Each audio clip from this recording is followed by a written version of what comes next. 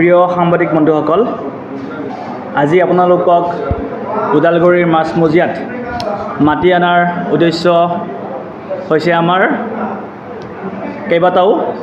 মূল হৈছে আমাৰ বৰ্তমান অসমৰ মুখ্যমন্ত্ৰী, তেওঁ 15টা বছৰে অসমৰ শিক্ষামন্ত্ৰী হৈ আছিলে। তেতিয়া তেওঁ কংগ্ৰেছৰ আছিলে, বৰ্তমান তেওঁ অসমৰ মুখ্যমন্ত্ৰী।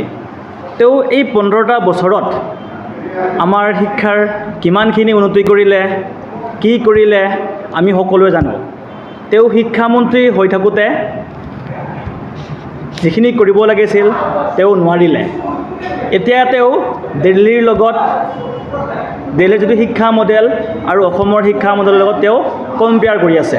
এতিয়া আমাৰ আজি মূল উদ্দেশ্য হৈছে আমাৰ হিমন্ত বিশ্ব শৰ্মাৰ চৰকাৰী বিদ্যালয়ৰ ধ্বংসৰ 15 বছৰীয়া কৰ্ছতৰ ফল স্কুল বিলুপ্তিকৰণৰ প্ৰক্ৰিয়া। এক চৰকাৰী তথ্য মতে আজি তাৰিখলৈকে আমাৰ অসমত 1710খন স্কুল বন্ধ হৈ গৈছে। এই বন্ধ হোৱাৰ মূল কাৰণটো কি? তেওঁনে আমি সকলোৱে জানো। তেওঁ শিক্ষা ব্যৱস্থা ঠিক কৰিব নোৱাৰিলে। সেইকাৰণে বৰ্তমান সময়ত কি হৈছে, আমাৰ চৰকাৰী স্কুলত ল'ৰা ছোৱালী নাযায়। প্ৰাইভেটত কি কৰিছে, আমাৰ ল'ৰা ছোৱালীবিলাক উঠাব বাধ্য হৈছে। কাৰণ স্কুলত আন্তঃগাঁথনি একেবাৰে বেয়া। স্কুলত শিক্ষক নাথাকে, স্কুলত আমাৰ ডেস্ক বেঞ্চ নাথাকে, কম্পিউটাৰ নাই, খেলপথাৰ নাই, ফেন নাই। যদি এখন স্কুলত 200তকৈ বেছিকৈ ল'ৰা ছোৱালী থাকে, সেই স্কুলখনত এজন শিক্ষকে গোটেইবিলাক কাম কাজ নিয়াৰিকৈ চাব লগা হয়। এজন শিক্ষকে এখন স্কুল চলাই নিয়াটো বাৰু সম্ভৱ নেকি? নিশ্চয় নহয়। এক তথ্য অনুসৰি গম পোৱা গৈছে যে অসমৰ 60.2% চৰকাৰী বিদ্যালয়ত খোৱা পানী নাই, বিশুদ্ধ খোৱা পানীৰ ব্যৱস্থা নাই। লগতে 94.9% বিদ্যালয়ত কি নাই, কম্পিউটাৰ শিক্ষা ব্যৱস্থা নাই। 84.1% বিদ্যালয়ত কি নাই, পুথিভঁৰাল নাই। 12.4% কি হৈছে, আমাৰ বিদ্যালয়ৰ আন্তঃগাঁথনিৰ ক্ষেত্ৰত পৰিকাঠামোৰ আমাৰ ভাল হৈছে এইখিনি। লগতে মধ্যমীয়া যিবিলাক স্কুল আছে 25.8% আৰু বেয়া আন্তঃগাঁথনিৰ স্কুল হাৰ গোটেইখিনি আৰু ভাল বেয়া মিলাই আমাৰ বেয়া স্কুলৰ হাৰ হৈছে আমাৰ 61.8% স্কুলৰ অসমৰ শিক্ষা অনুষ্ঠান বেয়া। যেতিয়া নেকি চৰকাৰে শিক্ষা ব্যৱস্থা ভাল নকৰি নিজৰ বেংক ভোটাৰৰ কাৰণে তেওঁলোকে আঁচনি দিয়ে, আমাক বা অসমৰ সাধাৰণ ৰাইজক কোনো ধৰণৰ আঁচনি নালাগে। আমাক লাগে স্কুল, ভাল স্কুল, উন্নত মানৰ স্কুল লাগে। স্কুল হ'লেহে আমাৰ ল'ৰা ছোৱালীয়ে ভালকৈ শিক্ষা গ্ৰহণ কৰিব, ভাল চাকৰি পাব, ধুনীয়াকৈ দেশখনক আগুৱাই নিয়াত সহায় সহযোগ কৰিব।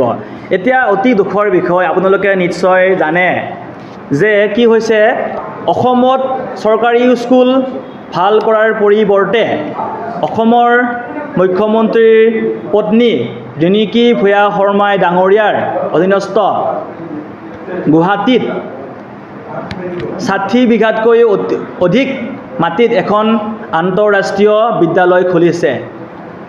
চৰকাৰী স্কুল ঠিক কৰিব লাগেনে আমাৰ মুখ্যমন্ত্ৰীৰ পৰিয়ালে ব্যক্তিগত খণ্ড স্কুল নিৰ্মাণ কৰিব লাগে? অতি দুখৰ বিষয়। তেনে সময়ত যিদিনাখনে আমাৰ আন্তঃৰাষ্ট্ৰীয় স্কুলখন আৰম্ভণি কৰিব লাগে, আন্তঃৰাষ্ট্ৰীয় স্কুলৰ লগত আমি থাকিব লাগে, কিন্তু সেই সময়ছোৱাত আমাৰ যাতে চৰকাৰী স্কুলবিলাকো প্ৰাইভেটতকৈ ভাল হয়, তেনে ক্ষেত্ৰত আমাৰ গুৰুত্ব দিব লাগে। তেওঁলোকে গুৰুত্ব দিছে কেৱল চৰকাৰী খণ্ডত, গোটেইবিলাক বেচৰকাৰীকৰণ কৰিছে, স্কুল বন্ধ কৰিছে, হস্পিটেল বন্ধ কৰিছে। আৰু অতি দুখৰ বিষয় যে আমাৰ কি হৈছে, শিক্ষকসকলে নিজৰ প্ৰাপ্যৰ কাৰণে আন্দোলন কৰিব লগা হয়, ৰাজপথত লৈ যাব লগা হয়। তেওঁলোকে কি নকৰে, নিজৰ প্ৰাপ্যখিনি আদায় নিদিয়ে, তেনে ক্ষেত্ৰত শিক্ষা ব্যৱস্থা কেনেকৈ ভাল হ'ব?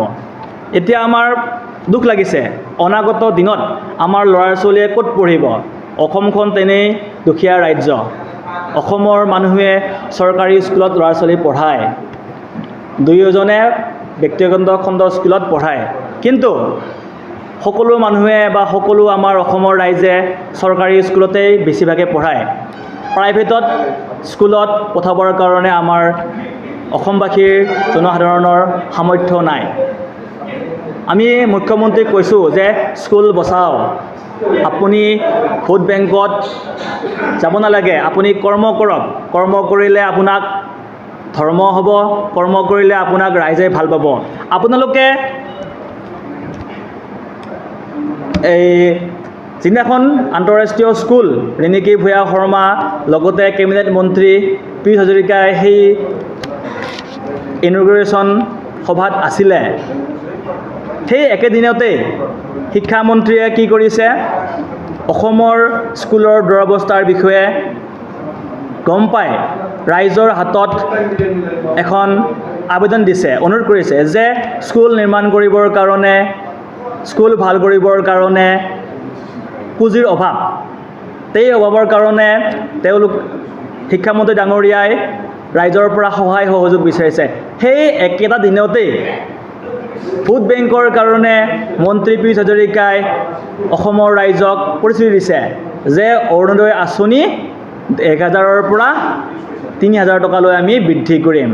তেওঁলোকে অৰুণোদয় আঁচনি বৃদ্ধি কৰিব লাগিছিল নে স্কুলৰ কম্পিউটাৰ, ফেন, ডেস্ক বেঞ্চ, আন্তঃগাঁথনি বৃদ্ধি কৰিব লাগিছিল? তেওঁলোকে বৃদ্ধি কৰিব লাগে আন্তঃগাঁথনি, স্কুল, ৰাস্তা পদূলি, হস্পিটেল নিৰ্মাণ কৰিব লাগে, কিন্তু তেওঁলোকে আঁচনি দিছে। আঁচনিৰ জৰিয়তে কেতিয়াও এখন দেশ বা ৰাজ্য উন্নতিত হ'ব নোৱাৰে বা আগুৱাই নাযায়। আমি হিমন্ত বিশ্ব শৰ্মাক আমি চেলেঞ্জ দিছোঁ, তেওঁ যদি পাৰে এখন আমাক ভাল স্কুল দেখাই দিয়ক অসমৰ, যিখন স্কুলৰ পৰা ভাল ৰিজাল্ট 100%ই ভাল ৰিজাল্ট পাছ কৰে, য'ত নেকি কম্পিউটাৰ আছে, য'ত নেকি খেলপথাৰ আছে, ছুইমিং পুল আছে, সকলোবিলাক সুবিধা আছে। তেওঁ কৈছে দিল্লীত হেনো মাত্ৰ 1200 স্কুল আছে, অসমত 60,000 কয়, কেতিয়াবা 40,000 কয়। তেওঁৰ লেক অফ নলেজ বুলি ক'ব লাগিব, তেওঁ নাজানে দিল্লীত কিমানখন স্কুল আছে। তাতে দিল্লীত চৰকাৰী স্কুল মোৰ দেন 2000কৈ বেছি আছে। গোটেইবিলাক উন্নত মানৰ স্কুল, প্ৰাইভেটতকৈ ভাল স্কুল। তাত গ'লে আপোনালোকে দেখা পাব, মই নিজে গৈছোঁ, দেখিছোঁ, ভিজিট কৰিছোঁ। অলপতে আমাৰ কি হ'ল, বিজেপি লিডাৰ গৌৰৱ ভাটিয়া আৰু সৌৰভ ভৰদ্বাজৰ লগত এটা তৰ্ক হ'ল। তেওঁক চেলেঞ্জ দিলে, আপুনি আমাৰ চৰকাৰী স্কুলত আহক, আহি উঠি আমাৰ স্কুলৰ চাই যাওক। তেওঁ আহিলে, আহি কিন্তু চৰকাৰী স্কুললৈ সোমাব নোৱাৰিলে, কাৰণ তেওঁ জানে দিল্লীৰ স্কুল অতি ভাল। তেওঁ পিছত সেই পৰা গুচি গ'ল, তেওঁ হাৰ মানিলে। এতিয়া কথা হৈছে, অসমৰ আমাৰ যিমানবিলাক শিক্ষানুষ্ঠান আছে বন্ধ হ'ব গৈ আছে। য'ত নেকি ল'ৰা ছোৱালী নাই সেই স্কুল বন্ধ কৰিব, য'ত নেকি শিক্ষক নাই সেই স্কুল বন্ধ কৰিব। তেওঁলোকে শিক্ষকক নিযুক্তি দিব লাগে, স্কুল বচাব লাগে, স্কুল ভাল কৰিব লাগে, তেতিয়াহে আমাৰ দেশখন আগুৱাই যাব, ৰাজ্যখন আমাৰ আগুৱাই যাব। দিল্লীত চৰকাৰী স্কুলতকৈ চৰকাৰী স্কুল আমাৰ কি হৈছে, ব্যক্তিগত খণ্ডতকৈ ৰিজাল্ট বহু গুণেই ভাল। আৰু তাৰ পৰা চৰকাৰী স্কুলৰ পৰা ভাল IIT বিলাকত, NIT বিলাকত মেডিকেলত ছিট পায়। কিন্তু অসমৰ যিটো আমাৰ শিক্ষা মডেল একেবাৰে পয়া লগা, একেবাৰে দুৰ্গম। যাবৰ কাৰণে কিছুমান ৰাস্তা পদূলি নাই, বৰষুণ দিলে বৰষুণ পৰে, ব্লেকবোৰ্ড নাথাকে, ডেস্ক বেঞ্চ নাথাকে। তেনে ক্ষেত্ৰত এজন ছাত্ৰ ছাত্ৰীয়ে সেইখন স্কুলত কেনেকৈ পঢ়িব যাব? তেওঁলোকৰ পঢ়িবৰ কাৰণে একেবাৰে মন নাযায়।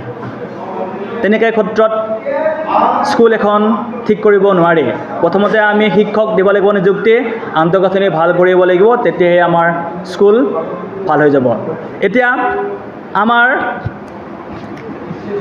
আম আদমি পাৰ্টি অসমে গোটেই আমাৰ অসমত চৰকাৰী যিমানবিলাক স্কুল আছে মন্ত্ৰী MLA বিলাকে পঢ়িয়া স্কুলত আমাৰ ভলণ্টিয়াৰসকলে গৈ ভিজিট কৰিছে স্কুলখন বৰ্তমান কেনেকুৱা আছে পৰিস্থিতিবিলাক পৰ্যবেক্ষণ কৰিছে কৰি উঠি আমি হেমন্ত বিশ্বক দেখুৱাইছোঁ পানী খোৱাৰ ব্যৱস্থা নাই বিজুলী বাতিৰ সুবিধা নাই কমিউনিকেশ্যনৰ বেয়া কিছুমানৰ ডেস্ক বেঞ্চ নাই মাটিত বহি পঢ়া শুনা কৰিব লাগে এতিয়া আমাৰ ওদালগুৰি জিলাৰ মই নিজে 4-5খন স্কুলত পৰ্যবেক্ষণ কৰিছোঁ যদি কোনোবাটো শ্ৰেণীকোঠা ভাল আছে কোনোবাটো বেয়া যিমানবিলাক কৈছোঁ প্ৰায়বিলাক খোৱা পানীৰ সুবিধা নাই খোৱা পানীৰ অভাৱৰ কাৰণে বা খোৱা পানীৰ লেতেৰাৰ কাৰণে আমাৰ মানুহৰ বেমাৰ আজাৰ বহুত হয় সেইকাৰণে অনুৰোধ কৰিছোঁ হিমন্ত বিশ্ব শৰ্মা ডাঙৰীয়াক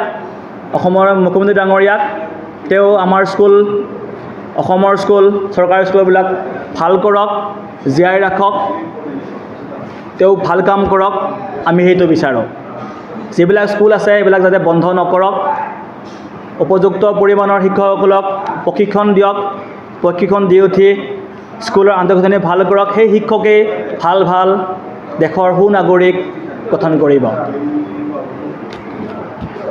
আৰু আজি বৰ বিশেষ নকওঁ আপোনালোকে আহিলে ধন্যবাদ नोंथांनाव हान्थु सिं गोदोना आखाइनि आसि सिंस्रि दाफोना सानाय आफादावनि सानाय आथिं मिजुनाय सानाय खर' जरा सानाय आथिं फारनैबो बोलो मोनै जानजि सानानै आथिङाव साहैनाय जायखिजाया गोजामनिफ्राय गोजाम सानाय जादोंब्ला नोंथांमोना जिंगासिनो नांला